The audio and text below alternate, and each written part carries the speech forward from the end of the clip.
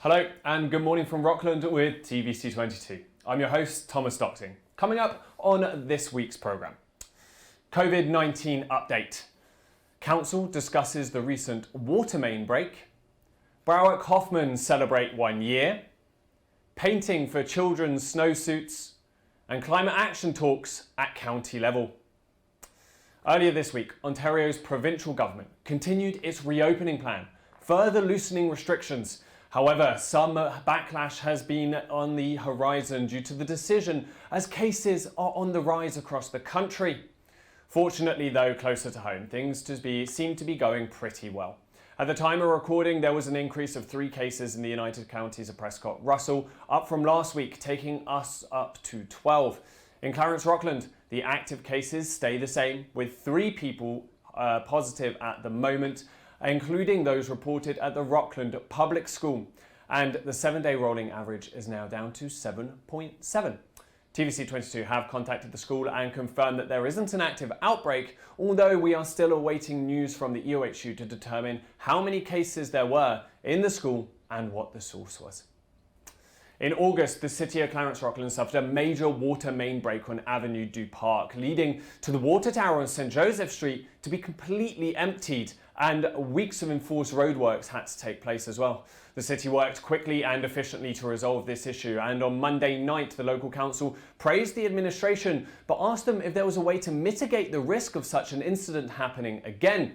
This clip was in French, as it was discussed in French on the night, and if you need a translation, you can contact the city staff. Je crois qu'on fait un super bon devoir là, de mitiguer les risques, d'évaluer les risques et de mettre des systèmes en place pour être capable de bien répondre. C'est la seule brisure de ce genre-là dans notre histoire. Je crois que le temps de réponse et les opérations, l'équipe, la façon dont ils ont répondu à cette brisure-là, c'était incroyable. Je veux dire, ils ont, comme le conseiller Grimard l'a mentionné, là, ils ont rétabli le système en peu de temps. Dans les 3 heures, on a redirigé l'eau vers les villages vers Rockland pour être capable de réalimenter le réseau de Rockland dans son ensemble. Puis en peu de temps, le réservoir était rétabli. Je ne suis pas certain de quelle façon on aurait pu mieux répondre à une situation de ce genre-là, considérant l'ampleur de la brisure. Puis quand on regarde les coûts associés avec, je pense que ça démontre super bien le travail que les équipes ont fait là, pour être capable de réduire les dommages, les impacts, parce que ça aurait pu être beaucoup, beaucoup plus coûteux. Là. Les estimés originaux étaient dans approximativement 1 million de dollars potentiel de dommages. Puis on se retrouve avec un 176 000. Donc, je pense que ça démontre super bien là, que les mesures sont en place pour répondre à une situation de ce genre. Je ne critique pas le travail que les employés ont fait cette journée-là. C'était phénoménal. M. Grimard a absolument raison. Moi, mon inquiétude est vraiment sur le fonctionnement du système et les risques. Là, vous avez transféré de l'eau du rural vers l'urbain, qui est absolument acceptable. Mais c'est quoi les risques qu'on a eus cette journée-là si on aurait eu un feu d'une capacité, pas juste un feu de maison, mais quelque chose d'un peu plus gros, ou est-ce qu'on aurait eu des problèmes avec fire suppression, des choses comme ça. Moi, c'est cet aspect-là que je regarde plus, M. Lennart, et non pas le temps de réponse que les équipes d'Aqua et de la Ville ont eu pour cette journée-là, qui était phénoménale. Donc, Monsieur le maire, pour répondre, dans le fond, c'est que je crois que notre réseau, là, toutes les mesures là, de sécurité sont prises en considération et sont implémentées dans notre réseau. Un autre exemple de ça, c'est que pour une brisure de cette envergure-là, on n'a pas non plus été obligé de mettre des avis de bouillir de l'eau. Ce n'est pas la même situation pour plusieurs autres municipalités dans notre région. Ils n'ont pas un système qui est conçu comme le nôtre, puis qui est aussi flexible et qu'on est capable de, si tu veux, là, répondre aux problèmes, aux besoins comme qu'on est capable de faire avec le nôtre. Donc, je pense que c'est à plusieurs reprises, là, M. Lalonde, conseiller Lalonde, excuse-moi, vous avez mentionné la question de risque et de gestion de risque et tout ça, puis c'est exactement là, ce qu'on fait, c'est exactement comment que le réseau est conçu. Nous avons des experts là, qui revoient notre réseau à travers des plans maîtres. Donc, un qui est en train de se faire là, pour l'eau, comme cette année, comme c'est là. C'est certain que s'il y a des améliorations à faire, ça va être soulevé à ce moment-là. Mais je ne crois vraiment pas qu'il va y avoir des améliorations de ce niveau-là.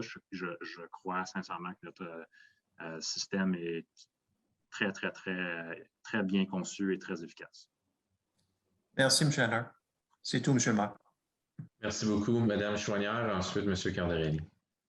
Moi aussi, je pense que la probabilité est assez mince qu'un tel événement se produise à nouveau. Je ne pense pas que ça vaut la peine d'investir une fortune dans un système de prévention. Par contre, est-ce qu'on a la cause probable? Est-ce qu'on a une idée des causes probables?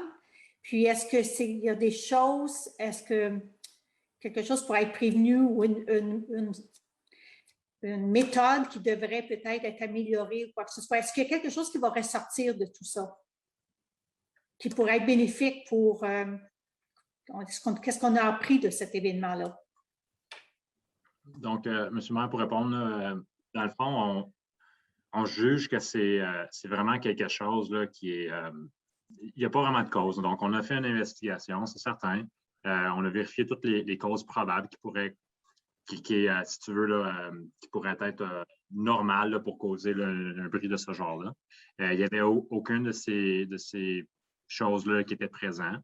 Donc, on juge vraiment que c'est une brisure là, ça arrive, malheureusement. Là, il y a des bris qui se font.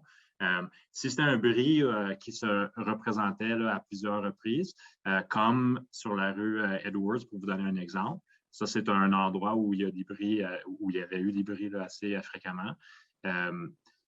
Et que ça démontre qu'il y a vraiment un problème à ce niveau-là et la raison pour laquelle là, que l'aqueduc a été remplacé cette année.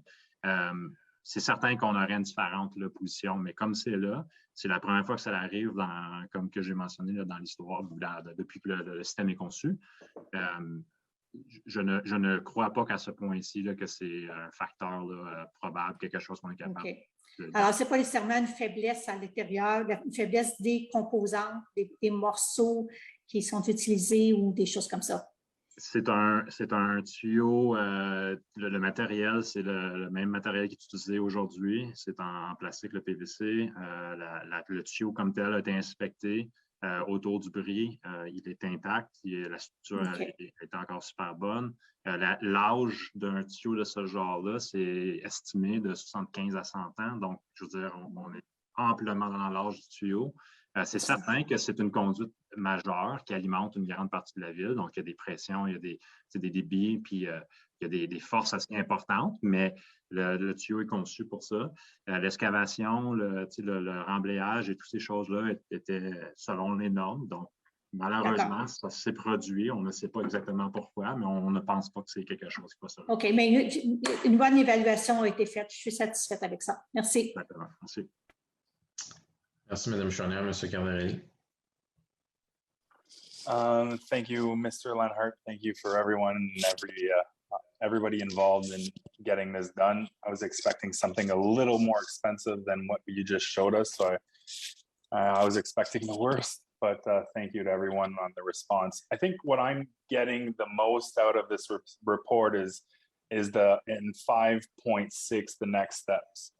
I think I really appreciate that, we're going to be moving forward with an operational review just of the entire system to help see if there's anything within the system that could potentially help with prevention and whatnot. But again, I'll let the experts step into that one if we do have any weaknesses within our system. So again, I appreciate everything that was done. This is great. Out of a bad situation, but again, I think I'm really looking forward, and I think council in the future as well will be looking forward to that operational review of our water system. Thank you. Council also voted in favour of funding $20,000 worth of work on 2 private properties due to the erosion of creek banks and side slopes along the natural creek just off Baseline Road. The city had previously denied the property owner's request due to it being private land, but information revealed through a study conducted by South Nation Conservation that the property owners paid for themselves led to councillors to change their mind, although Councillor Chouanière had some reservations over potentially creating a precedent. Moi, mon inquiétude, c'est qu'on commence à investir de l'argent sur des propriétés privées. Il y a plusieurs propriétés le long de la rivière. Avec l'eau, le niveau d'eau qui monte constamment, il va y avoir de plus en plus de dommages qui vont être faits sur les rives, mais il reste que c'est quand même sur des propriétés privées. Alors, quand les gens ont acheté leur maison, leur terrain le long de la rivière, bien, c'est les risques qui viennent avec. Moi, je ne trouve pas que c'est la responsabilité du tout de la municipalité à défrayer les frais pour ça. Si on commence ça, on va avoir une cinquantaine de demandes. C'est comme on avait mentionné la dernière fois, il était pour avoir un processus en place pour les demandes suivantes que M. Lennart nous avait mentionnées, pour vraiment avoir des critères élevés et des critères spécifiques pour ces situations-là où est-ce qu'il y a des problématiques de cette sorte-là. Je rappellerai également aux membres du Conseil qu'on vient justement de discuter d'un item particulier qui va affecter ces propriétés-là. Et puis qu'il faut vraiment aussi reconnaître que les propriétaires de terrain ont hérité de ce problème-là au cours des années. Il s'est accentué au cours des 20, 25, 30 dernières années, depuis qu'ils sont résidents là. Et puis ils ont, à la demande du Conseil, ils ont fait les demandes, ils ont fait le travail avec M. Cardarelli pour faire les demandes à South Nation. Moi, j'ai eu des discussions avec les gens de South Nation. C'est le projet qui a été catégorisé en première importance par leur comité d'évaluation. C'était unanime que ceci devait être fait. Et puis, c'est pour cette raison que moi et M. Cardarelli, on le ramène, parce que c'est une situation qui est hors de leur contrôle à eux.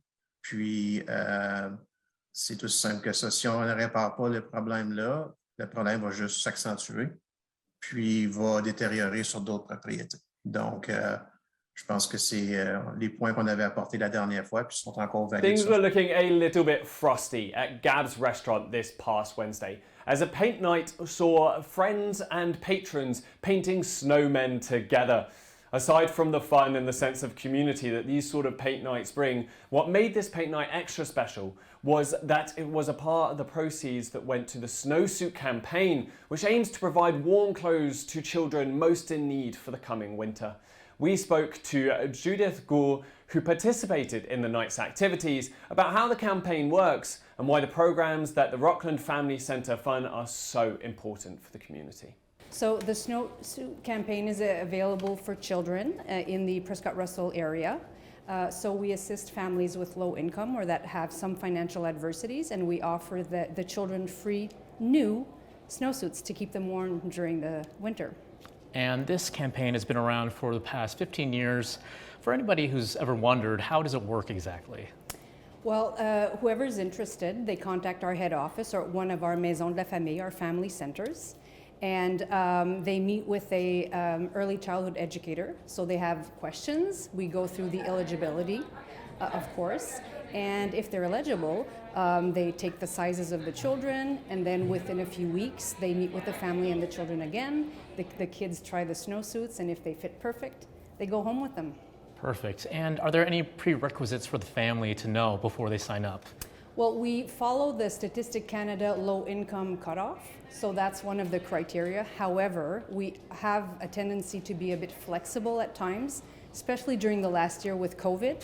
Families have been impacted on different ways. So yeah, that's pretty much the eligibility, and residing in Prescott-Russell, of course. And is there an age limit for the children as well, or? 12 is our age limit, but we've been getting a bit of requests this year for over 12. So sometimes if the funds allow us to, if we have enough funds, we can assist, but generally it's 12. Perfect. And just going off of that, the families that you help, how many are there on average per year? Last year we distributed 295 snowsuits. So I don't know the specific number of families, but I know that, we've helped 295 children. Excellent. And do some of those kids come back the next year? Or? Yes. Yep. Yes, they do. And that's allowed? Of course. Yeah. Of course. Yeah. There's like I said, the only criteria for eligibility is what I mentioned. And we're pleased to help families every year if they need assistance. And the fundraising portion of the Sure. campaign, how long does that last for? It generally lasts from November until maybe around Christmas, sometimes a little bit later, but that's the biggest time of the year for us. So as soon as we start the campaign, when people can request for a snowsuit, that's when we start the fundraising. Mm-hmm. And speaking of fundraising, right now we are, like you said, at Pate Night, at Gabs with Judith. What are other ways for people to donate and other ways that you've been raising money? Well, we had normally we have 2 breakfasts in one restaurant in Hawkesbury and one in Rockland. This year, unfortunately, the owner of the restaurant in Hawkesbury wasn't able, but in Rockland, at Broadway they were. It was held last week, actually. Very successful. So the owner is going to get in touch with us to tell us how much of a percentage he will be donating to the campaign, so that's very generous. Paint nights like we have now, and people can donate, or individuals, organizations, by contacting our head office.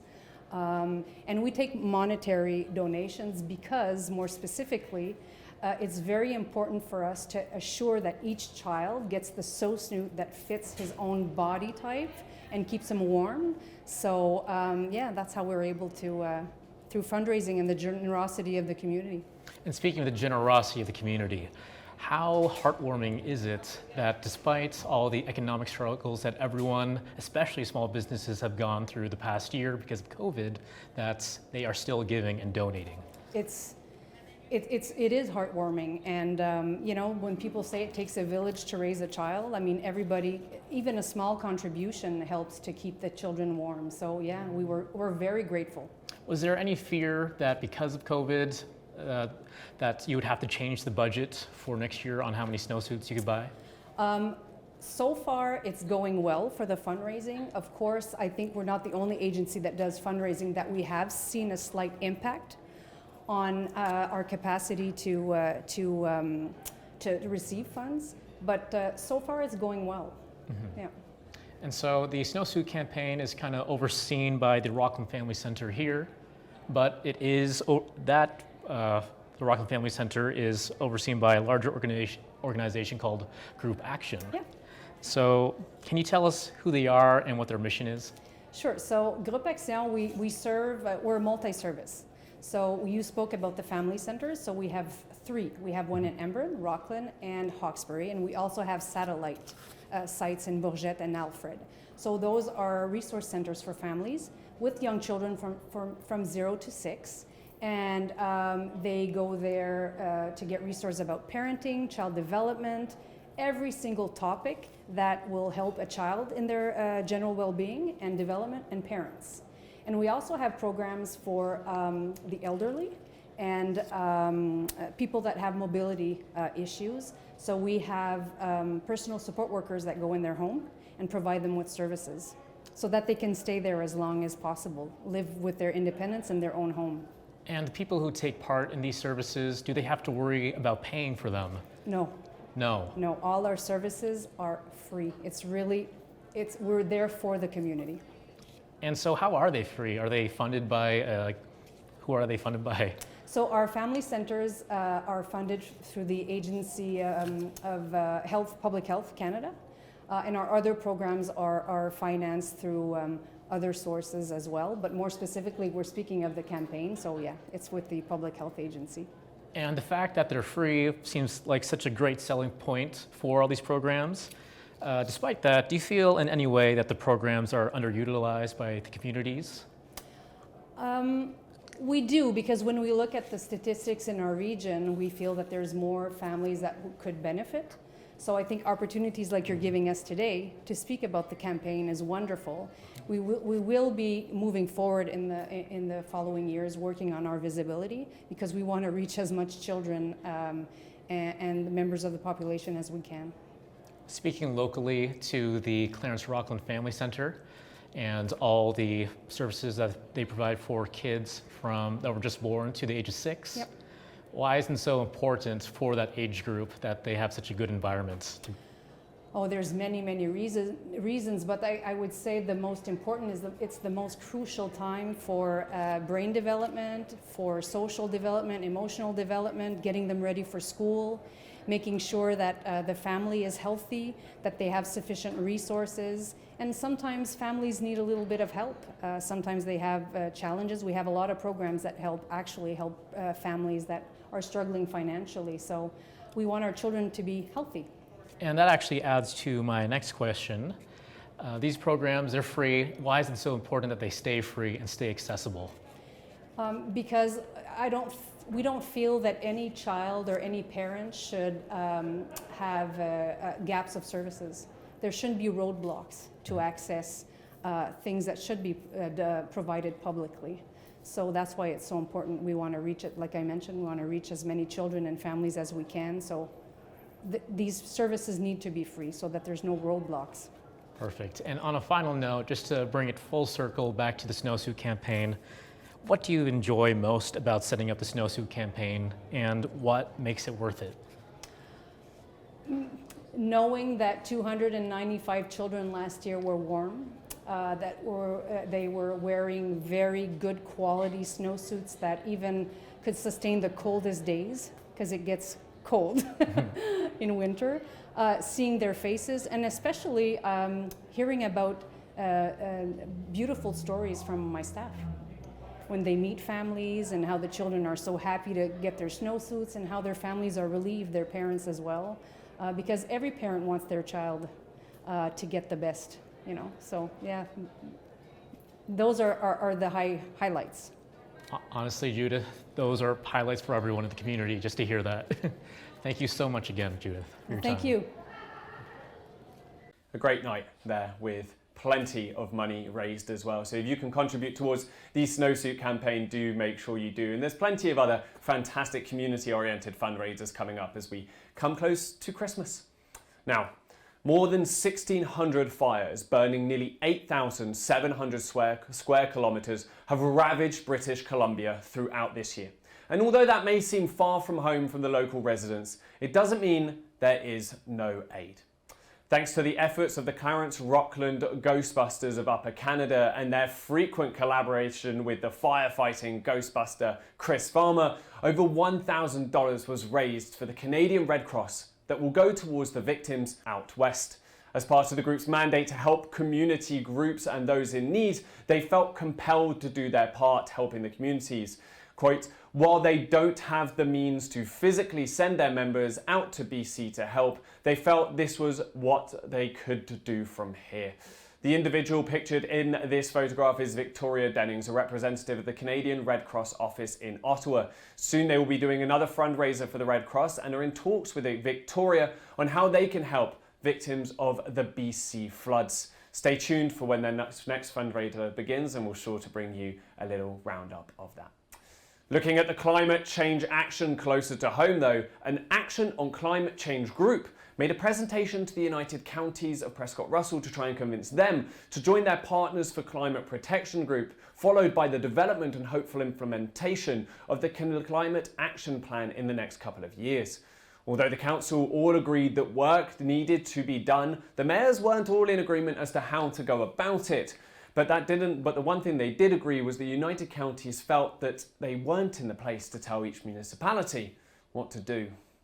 I think this is something that's long overdue. Like the lands that we're borrowing from future generations, the United Counties is definitely an intertwined ecosystem, so we all need to work together. That being said, I do have a few points and comments though.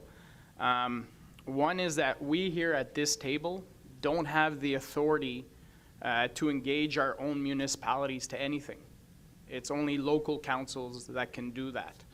So based on what you're presenting, all 8 municipalities would need to agree that we upload this responsibility to the United Counties, and to be honest, I don't see that happening. The main reason I don't see it happening is that you're asking the UCPR to take a lead on something that, A, no offense to county staff, but they don't have the expertise in this area. They have no authority and enforcement capabilities, and besides the La Rose Forest, they have no departments that deal with areas that affect the environment.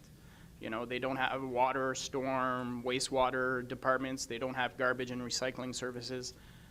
They don't even have a bylaw department. So right off the bat, I think we'd be starting off on the wrong foot. So while I agree in principle that forming partnerships is important, I believe the path you're proposing needs to be adjusted slightly. If we truly want this to succeed, if we're talking about someone taking the lead on such an endeavor, then I think we should be looking for the best organization to lead these discussions, those who have experience in protecting the environment. And for 75 years, South Nation Conservation has been doing that. So, you know, while it might not be under the specific catchphrase climate action plan, many of the works completed with the funds that all our municipalities and the counties give to South Nation are in fact already helping fight climate change. You know, many of the reviews we do during our planning processes are helping to fight climate change, and many of the green projects we do as municipalities help fight climate change. So now, are the funds and the policies councils put forward and approve enough? Well, that's a whole other conversation. But, you know, simply because we don't use the catchphrase climate action plan, I don't want people to think, based on your presentation, that municipalities aren't doing anything, because I think we're actually doing a lot of stuff. So SNC already works with multiple stakeholders. They have done so and are continuously doing numerous projects in many of our municipalities that benefit the environment. And they already have committees such as clean water, forestry, fish and wildlife. So in my opinion, I think they'd be the ideal organization to take the lead on helping the municipalities move forward.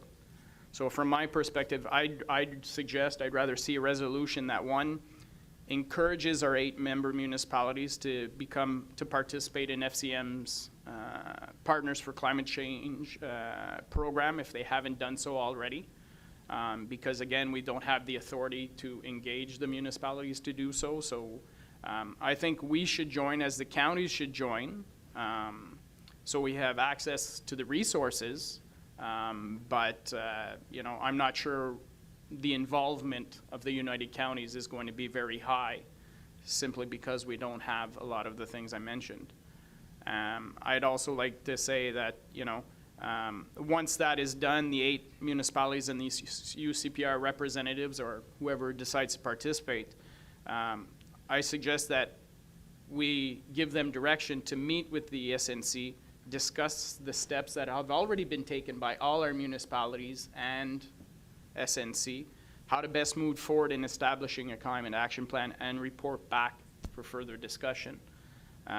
Once we've done that, then we'll be better positioned to actually set expectations, key deliverables, and timelines based on what we will know will be the required resources. Because I'd be more comfortable making an informed decision on such a commitment at that time, as opposed to simply setting a target date now without even knowing what the required resources are going to be. So I think it's definitely worth working together towards. I just want to make sure that we're on the right path to do it. And as much as I have confidence in the staff at the UCPR, I think that SNC would definitely be better positioned to lead the charge on this issue. Thank you so much for your presentation, first of all. This is something that I think a lot of us have been looking forward to. I semi-agree with Mayor Leroux, but I don't know if South Nation has all of the tools necessary to do this as well. They're great at, you know, ensuring our waterways are safe and clean and planting a lot of trees, but as we all know, environmental issues are not just about trees. So they're about everything. They're about pollution. They're about permitting new businesses that are extremely pollutant. They are, I mean, a wide range of things. animal agriculture is a huge impact of which no one seems to be talking about, but that is a fact. So my comments here are really to say, I really like the fact that we're talking about this. I want to see something done.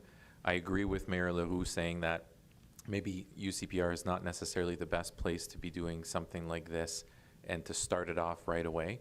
I don't want to just simply approve something for the sake of approving it and saying we've signed on, but then not do anything about it because we don't know how. So I think this is something that we all have to bring back to our councils. We have to start there. We have to discuss it there. We have to engage. And at that point, we can maybe start putting some things together. Yeah, I mean, if I don't have the perfect answers either, but I think definitely when something like this happens, we need a bigger body, bigger than the UCPR, more knowledgeable than South Nation, which I don't want to be putting the cart before the horse, but at this case, I think we just need to make sure that our house is in order to be able to sustain something like this. So, merci. Now, viewers may recall about this time last year, I went down to meet two local businessmen who are realising their dreams of opening up a brewery very close to home. Well, fast forward 12 months and Brouwer Hoffman are celebrating their 1-year anniversary with a packed weekend of Franco-Ontarian forward events. And I went down to speak to co-owners Eric Mainville and Olivier Lemay to find out how this topsy-turvy year has been for them and get some advice for some potential hesitant entrepreneurs to be. Yeah, so we're actually very, very excited about our first year anniversary. And for sure, I mean, the last year was quite the adventure, I guess I should say. We've from lockdown to being open with restrictions and then back into lockdown. You know, as far as a business perspective, it's been quite a challenge, but we're happy to put this behind us at this point and just move forward. And for you, Eric, I mean, like, I think it's safe to say that Olivier is drowned in the administrative stuff and the paperwork. And although I know you have some responsibilities like that as well, I mean, most of the time we can find you elbow deep in the vats, making sure everything's going well on the brewing process. Can you give us a little overview of what the last 12 months have been like and how it's been for you as, I know I called you it last time and you hated it, but as the master brewer? Yeah, it's been a challenge on our end as well, just trying to forecast how the market's going to go. Are we fully open? Are we, partially open? But to be honest, the community has been great with us, and for a sign that we've been really busy, we added 4,000 liters worth of capacity in our fermentation vessels. So just that alone within our first 6 months of operation just shows you how much people have enjoyed our products and coming back to get them. So I am elbow deep, pretty busy on this side for sure. And I mean, we spoke last year, the Germanic influence on this style of business, it was to a certain extent a bit of a risk. It's not someone that everyone sees every day. First of all, with you, Eric, how have you found being able to tailor the brewing? How much have you found, like, in terms of inspiration and innovation and all these opportunities you may get here at this particular brewery? I know it's your own mindset anyway, but rather than just rolling out your classic West Coast and your classic East Coast all the time. Since the beginning, it's always been about trying to give something different in the local craft beer market. The German thing was always kind of a soft spot in my heart for me, and I always wanted to push it. Deep down, I always, knew it would be successful. I don't want to sound arrogant, but I feel like it would be, and I knew the people would come out for it. And even the people who didn't know it, I think they were curious enough to come try it, and now they've discovered it. And it pairs well with food. I mean, I just took a page out of history, right? Beer's always been part of the German culture. It's been around for 500 or more years, right? So it's kind of an easy thing. I'm not some kind of savant and kind of figured it out. I just repeated the playbook, basically. But yeah, it's been great, for sure. And Olivier, on the business side, as I said, like, it was maybe, as Eric said, it was one of these, it's old, it's a tale as old as time. German beer purification was over there. It's kind of quintessential. German and beer goes hand in hand. But from a business side, how have you found it? How have you found the reception amongst the community? Well, I think from day one, we've had very, very strong support from the community itself. We are very grateful for the community and surrounding areas. From the Brew and Chew tour that we had this summer that kind of involved people from all over Prescott and Russell, and even outside the province. We had people coming in from from Windsor. We had people from Montreal that were coming in specifically for this tour, where they would tour our brewery with other breweries in the area. So, I mean, community-wise, the support's been very, very strong. As far as the business aspect of operating in this kind of setting as well, I shout out to our staff, the staff that we have, and they're the original staff that we've hired from day one. They've been very supportive as well, and being available for us with flexible schedule and throughout these, uncertain times that we've experienced. And speaking of, you mentioned recipe for success, but recipe in general, I was asking about some of the lessons you've learned here on the business side, but from the brewing side as well. The menu, there are some staples in terms of your beers that have stayed since you opened 12 months ago as well. So talk to us a little bit about what you've learned on the brewing process as well, and some of your favorite items on offer here. It's been fun too. I have this big recipe book in my head that I'd love to come out and just throw out new beers every week, but from a business standpoint, it's not always the best decision. I don't know if Oliver would be happy with me if I did that. But at the same time, it's been great, because even I've come out with seasonal products that have to kind of stick around because the people ask me to, and we're here to serve the people, right? So at the same time, I kind of have to listen to them and not just try to do new beers all the time. So it's been fun. You're juggling that aspect along with this one. There's this wall here, but the mirror is kind of like the best image, because you are juggling both sides all the time. And I just can't wait to put out some new products for everybody to come out and try. And tonight is a great opportunity for a ton of people to be able to try. It's the first of 3 nights for the 1-year anniversary celebration. I will start with you, Olivier. In terms of tonight, as well as the couple of nights following, what kind of events are you putting on for people? I hear that Friday night there is an artist special to your own heart. Right. So for our first year anniversary, we're trying to have artists, local people coming in to entertain our guests while they enjoy the beer and the food in the beer hall, obviously. So Friday, tomorrow, is André Varin, he's actually from the Gatineau area, French artist and guitarist, and he's great. He's a great artist. So he's going to be in tomorrow, and then we have another artist coming on Saturday, which Eric could speak to. He's more familiar with the childhood friend too. So Andrew Jones, he's coming in and playing with a bunch of his friends as well. So his family band, Oriented, they'll play some French, English music all over.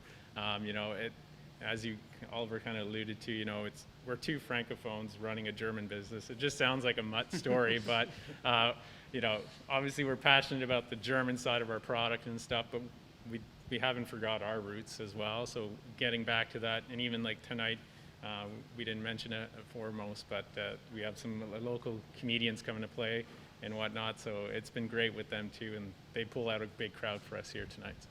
Yeah, I think we're going to get the chance to speak to one of them a little bit later. So if listeners are tuning in, want to go find that interview, it will just be in French, but some great local artists across the board. You mentioned there, obviously, they're local, they're talented, but there is a real core of francophone in there. As you said, it's very important to you. So just throw the question your way, Oliver. How important is it to you to be able to provide a space and a platform for artists that are local, but also artists that strive in a predominantly English country to be able to persevere in their own language as well, and that being obviously the second official language of this country, which is French? Mm-hmm. It's very important to myself personally, and to our business.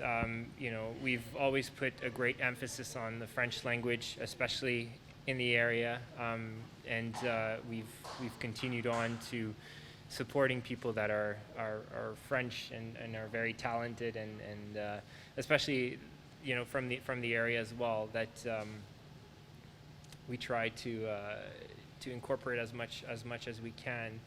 I think that's.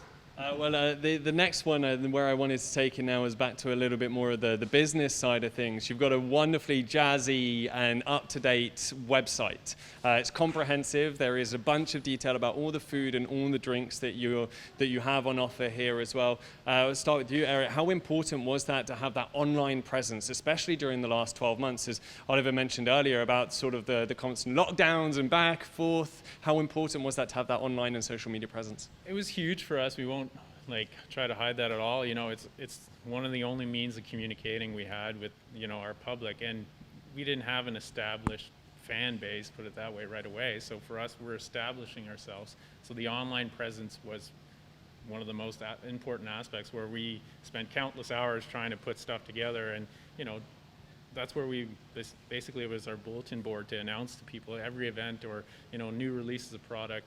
And with the curbside pickup and that kind of stuff, with our retail store being able to stay open, but at least we were able to advise people when to come pick up stuff, establish communication. Like any relationship, communicating is pretty important.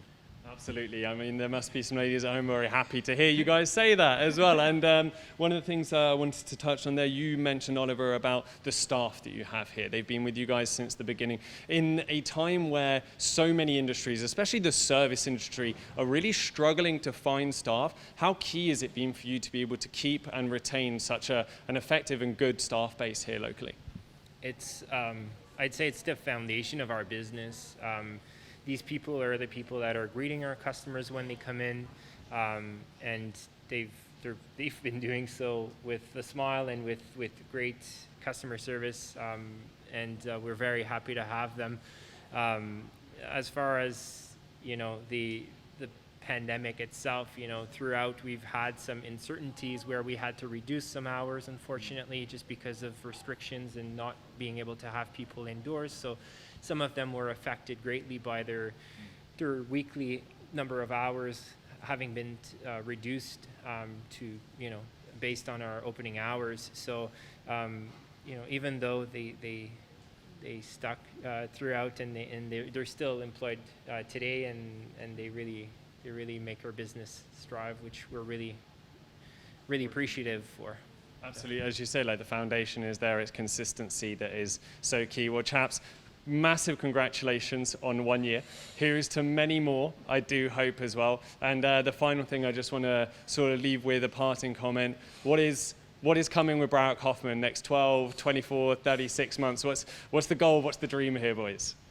I'm hoping for more events, including more of the community, just growing with the community, and with things slowly getting behind us now, just working with the community, getting involved more, events, charities, everything, right? That's what we wanted to do from day one. So, and you see it onwards and upwards, Oliver? Lots of projects in the works for sure, but we're just hoping that we'll be able to continue having the same support that we've been having so far, and that the product will continue thriving because the community enjoys it. So obviously it's been a crazy year with a bunch of lessons that must have been learned as well. For yourself, Oliver, on a business side of things as well, what are some of the lessons that you've drawn from the last 12 months? It certainly has. So as far as a business perspective or aspect, it's been quite challenging, our inability to see what might be coming in the future. A great amount of uncertainty and lockdowns or spike in cases, and then obviously we would be forced to close down, and that's been impacting our staffing, our opening hours, our revenue, and our ability to have people indoors. Also, something that we've encountered is the significant prices increase that we're already seeing as far as the restaurant side of things, and also the beer production as well. The material required for brewing is increasing in price because of the inflation and what we've been going through over the last few months and the last 2 years. And also, I guess Eric can maybe speak to that a bit, but we've also experienced some shortage and having issues obtaining some of the ingredients needed for brewing, so that's been concerning as well. And when you talk there about exactly that, the lack of available things for the brewing and the prices increase as well. As business owners here who have only had it during a pandemic as well, it almost feels like you step up to bat for the first time and you've got everything holding you back already. Does that give you some kind of hope as well for the future to come? Know that this wading through the pandemic mud is probably as hard as it's going to get. Yeah, so, and it's funny, we've actually had this conversation with our shareholders, which are experienced businessmen, and you know, the fact that we've made it through this last year and few months, I think we are pretty solid now, and we're ready to you know, take on any challenges that might be coming our way in the future. And Eric, just finally, if there's another group of businessmen, whether they be friends or they be individuals, who are looking at the business landscape at the moment and might be hesitating to step up as entrepreneurs like you guys so boldly did 12 months ago, what would you say to them? Be passionate, follow your passion, you know, make sure you team up with a team that's resilient, and, you know, like, we shouldn't move forward and see the same events that just happened. So, you know, just be ready and go for it. Like, don't look back. Fantastic. Thank you once again. Best of luck for your opening anniversary evening tonight, and as well, of course, for the rest of the events you got on this weekend. Cheers, guys. Thank you. Cheers. Always great to be highlighting some fantastic work there done by members of the community. That's it for this week, though. As ever, if there is a story within the community that you think needs more light shined on it, then you can reach out to us. You can get in touch by calling the station and reaching me on extension number 4, or you can email me at nouvelle with an S at the end at tvc22.ca. And for now, it's good morning from me, it's good morning from the team. We'll catch you next weekend. Goodbye.